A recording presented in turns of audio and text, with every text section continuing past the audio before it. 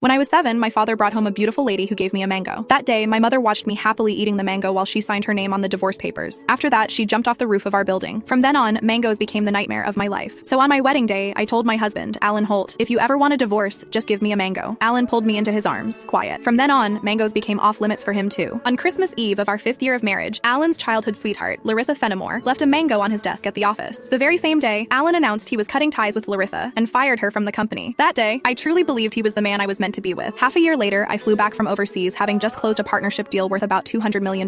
At the celebration dinner, Alan handed me a drink. After I had finished half the glass, his so-called childhood sweetheart, the woman who had been kicked out of the company, stood behind me with a big grin and asked, "Does the mango juice taste good?" I stared at Alan in disbelief, and he was trying hard not to laugh. "Don't be mad. Larissa insisted I played a little joke on you. I didn't actually give you a mango. I just gave you a bottle of mango juice." But I think she's right. The fact that you don't eat mangoes is a real problem. You were really enjoying that juice just now. My face went cold. I lifted my hand and threw the rest of the mango juice in his face, then turned around and walked away. Some things are never a joke. I wouldn't kid around with mangoes or divorce. Ms. Mendez, your stomach condition flared up again because of stress and emotional triggers. If there's something you really don't like to eat, you mustn't force it down again. The next time might not just be a stomach ache. We might have to remove part of your stomach. Stay in the hospital for observation for 1 day and contact your family as soon as you can. When I heard the doctor say that, I went completely quiet. For the sake of a new project, I had been overseas for 39 straight days, working day and night, and I finally made it back in one piece. I never expected that at the celebration dinner, 1 glass of mango juice from Alan Holt would land me right in a hospital bed. Out of habit, I tapped open my pinned chat, typed 2 words, and then realized something felt off. Looking closely, I confirmed that it was Alan Holt. He had just changed his profile picture. Now it was a green mango. While I was staring blankly at the chat window, Alan's call came through. He sounded cold. "I'm already home. Where are you?" I said nothing. Any other time, I would soften my voice and act like a spoiled little girl with him. But tonight, I honestly didn't know what to say. Alan sounded annoyed. "Myra, how long are you planning to keep this up? I'm at the hospital." Alan went quiet. He had never shown much interest in my health. He would never have guessed that 1 glass of mango juice from him would send me straight to the emergency room. "Stay put at the hospital. I'm coming over right now." I didn't want to deal with him, but my body was so weak that I didn't feel like moving at all. Time dragged by. The doctor came in to check on me 3 different times, and Alan still didn't show up. Right before I went to sleep, I glanced at my phone one last time and saw Larissa Fenimore's new post on her social feed. "Every time I get hurt, my knight in shining armor shows up. I'm so lucky." The picture under it was a shot of Alan putting a bandage on her. Larissa's profile picture was a yellow mango. It was pretty, but it made me sick. Alan and I had known each other for 10 years, and he had always known exactly where my bottom line was. After so many years in business, he also knew perfectly well how to keep a proper distance from other women. But now, he kept crossing that line again and again. In that case, our marriage and the newest project I had negotiated no longer needed to exist. I had closed a $200 million